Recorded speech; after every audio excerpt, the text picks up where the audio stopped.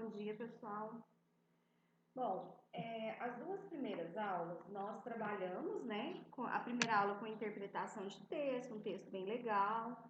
A segunda aula a gente explorou o conteúdo de gramática e hoje nós vamos trabalhar com, como eu havia proposto nas duas aulas anteriores atividades e eu não fiz a correção, hoje eu vou usar esse espaço, esse momento, para nós estarmos corrigindo as atividades. Eu selecionei todas as atividades propostas e a gente vai estar vendo, né, a correção delas, né? E aí depois vocês me mandam as dúvidas por e-mail na correção, né? O que vocês ficaram com dúvida, para mim estar respondendo vocês, ok? Bom, então vamos lá. Lembra que o primeiro texto era uma publicidade, né? E lá a gente trabalhava com uma publicidade que era uma campanha de retorno às aulas na Argentina, né? Eu coloquei para vocês o texto, como explicar-lhes, né, que chamava o texto, do gênero discursivo e publicidade. Bom, a primeira questão propunha o seguinte, no enunciado. El emisor tiene un objetivo definido al divulgar el texto. Tal intención puede ser identificada como... Já de cara, quando você lê o texto, né, bem no final, quando você vê a quem ele é direcionado, então você saberia rapidamente a resposta, né? Letra B, invitar a uma reflexión acerca del papel de la educación. Partindo para a questão de número 2, é possível identificar a quienes va dirigido directamente el texto. Dichos receptores são, claro que, los aprendizes argentinos. Você poderia perguntar, professora, mas por que nessas opções, né, ele não usou estudiantes? Porque aqui, gente, tanto faz você usar aprendizes como estudiantes. Lá no texto ficou claro que a publicidade era voltada para os alunos do ensino regular, né, do ensino da educação básica, né? Lá se chama ensinança básica. Então, do ensino fundamental até o ensino médio, né? E quando você tem estudantes, é uma utilização mais voltada para os estudantes do ensino superior, né? Continuando. Bom, na questão de número 3, nós temos a seguinte proposição. O texto se construye a partir de uma série de elementos que relacionam causa e consequência, oposições, definições, afirmações. Indique o fragmento onde se apresenta uma relação de causa e consequência. Bom, nesse tipo de questão, gente, que é muito frequente nos exames, você teria que observar a coesão, a relação coesiva entre os elementos.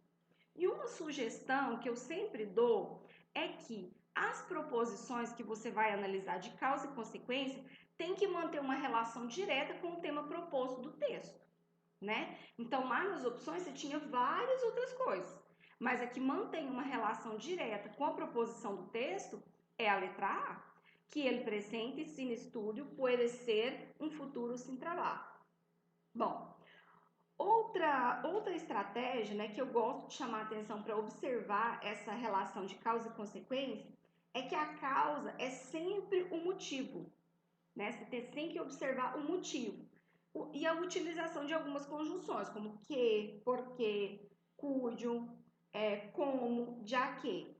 E também as de consequência. Nós temos conjunções consecutivas que são características. Em espanhol podem estar precedidos de tan, tanto, de maneira, que e devido a. Então, por isso, nós temos que a resposta da questão de número 3 é a letra A. E para a proposição 4, tá? A questão de número 4, nós temos o seguinte enunciado.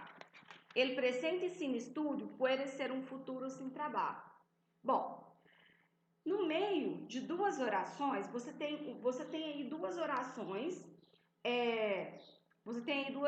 presente sin estudio, futuro sem trabalho. E no meio delas, você tem um presente, um verbo no subjuntivo, puede ser. Por que eu sei que está no subjuntivo? Porque é um verbo que traz ideia de dúvida, de possibilidade, está relacionado a algo que pode ou não acontecer. Então, por isso, está relacionado à letra B. Ocurrirá malogro, pero de alguns, né? Ou seja, estabelece uma relação de possibilidade. Muito bem. Então, agora nós vamos passar para o texto 2. O texto 2, que traz como título Saúde e Alegria. Bom, eu acho que ficou claro para todo mundo que observou, que fez a leitura daquele texto, que é um texto que eu utilizei numa avaliação. E se não me engano, foi numa avaliação do 8º ano, né? E sempre que eu trabalho com o que eu proponho nas minhas avaliações, eu trago questões abertas, né? Para o aluno ter a possibilidade de refletir, escrever sobre o texto e tudo mais. No enunciado, eu sempre ponho para responder em espanhol. Porém, em algumas situações, você vai encontrar questões em que eu peço para você fazer algumas considerações, explicar em português, porque é importante você relacionar a língua estrangeira com a sua língua materna, né? Quais os elementos que me dão essa ideia? O que esses elementos me sugerem, né? Então, olha só. Lá no enunciado, eu pedi para responder em espanhol, certo? Por que o barco Abaré tem esse nome? O que eu sugiro nesse tipo de avaliação? O texto vai trazer todos os elementos que vão te ajudar a responder. Às vezes, as orações que vocês vão responder não fica muito coerente, muito coesa, mas aí, como eu faço a correção uma por uma, aí eu vou colocando os elementos que te ajudam a melhorar. Então, como resposta, você tem que o barco tem o nome Abaré, que na língua tupi significa amigo cuidador, né? A questão de número 2. Para que serve a ambulância? Nós temos aí um neologismo, né? Da língua espanhola, ambu e lancha, né? Um neologismo aí construído a partir de duas palavras, né? A partir do serviço, do tipo de serviço que esse veículo vai proporcionar. Como o próprio nome sugere, ambulância, ela é um barco, né? Nós temos um barco adaptado que serve como ambulância para facilitar o resgate dos pacientes em situações de emergência, né? Mesmo porque, como foi descrito no texto, né? É num ambiente é, onde você tem o rio, né? Então, o meio de transporte mais rápido seria esse. A questão de número 3. Quienes participam no Circo Mocorongo, né? O Circo Mocorongo é uma espécie de projeto de extensão, né? Que oferece entretenimento aos membros da comunidade e que será atendida por eles, né? Pelos profissionais. E participam desse projeto médicos, agrônomos, pedagogos, né? Vários profissionais que ajudam aí no entretenimento das pessoas. Bom, a questão de número 4, como eu disse para vocês, eu gosto sempre de trazer questões abertas, né, para você responder em língua portuguesa. Que piensas tu sobre o projeto? Escreve suas considerações em português. Então, você teria que ler o texto, né, buscar elementos que te chamem atenção e me escrever em poucas linhas, né, as suas considerações, o que você acha do projeto. A questão de número 5. Explica com tus palavras que significa não és um simples barco, sino um barco hospital. Nessa situação aqui, você teria que por que não é um simples barco, né? E sim um barco hospital? Você teria que me explicar o que você entende disso, qual é a utilização, por que ele é por exemplo, por que ele é importante, né? Bom, agora, na segunda parte da prova, você teria as questões de gramática que vão lá naquele conteúdo que nós trabalhamos na última aula, que envolve os pronomes complementos. Bom, algumas questões foram retiradas até de exames, né, de processos seletivos, como a questão de número 6 e 7. Los pronombres personales complementos que completam corretamente a frase. Te presto o livro de matemáticas e espero que devuelvas pronto. Primeira coisa, nesse tipo de questão você tem que observar os verbos. Você está vendo que lá no início da pergunta, te presto. Quem prestou o livro? No caso, te me remete à segunda pessoa. Eu te emprestei. Então, o verbo está se referindo à primeira pessoa, yo. E que será devuelto? O que você vai devolver? O livro, não é?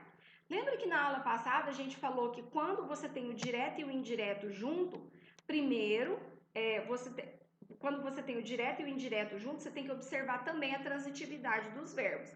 Então, no caso, o primeiro verbo está relacionado à primeira pessoa, me, yo, né, que no caso vai ser substituído por me, e o objeto, el libro, que vai ser substituído por lo. Então, a resposta correta a gente tem me lo devuelves pronto, ok?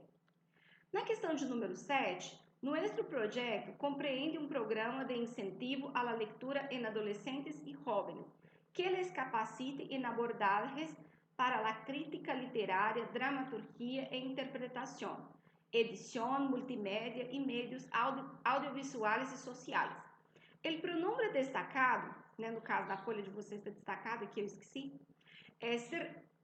neste fragmento do texto se refere a. Então, esse tipo de atividade, gente, cai muito nos exames. Você tem que estar voltando constantemente, lendo, buscando. A quem que ele substitui? A quem que ele se refere? Certo? Então, nesse caso, a letra B, adolescentes e jovens. Bom, a questão de número 8, como eu disse para vocês, também dá sequência ao pronome complemento, né? Nós temos aí um trecho de um livro. E aí ele coloca o seguinte: el modo de producción, Karl Marx lo definió como estádios ou fases de la evolución de la história econômica. O vocábulo em destaque se refere a, então no caso aqui seria o lo, né? E a resposta correta, modo de produção. A questão de número 9, como não poderia deixar de ser nas minhas provas, eu sempre gosto de colocar uma tirinha, né? O personagem aqui escolhido foi o Gaturro, né? Uma criação de um cartunista argentino muito famoso, o Nick. E começa assim a tirinha. Se amas a alguém, déjalo ir. Aí ele parece que ele está refletindo um momento. Depois ele corre para o computador, né, em direção ao computador, para segui-lo já existe Twitter e Facebook. Ou seja, né, o que isso me faz entender? Quando eu vi essa tirinha, eu lembrei muito do contexto atual, né, gente? Primeiro que aqui é importante você entender o sentido do verbo seguir. Você está seguindo a pessoa pessoalmente? Você está caminhando lado ao lado dela, né? Ou você está seguindo ela utilizando uma rede social, né? Nesse caso aqui, o verbo traz essa conotação também. Então, o que são o Twitter? O que é o Twitter? O que é o Facebook? Né? Então, você segue a pessoa às vezes nem sabe que você está seguindo ela, né? Mas, então, segundo o texto, se pode afirmar que, então você teria que encontrar a resposta que corresponde, mais está dentro do sentido do texto, né? Que seria a letra A. Navegar por internet é uma forma de obter informação sobre as pessoas. Ok.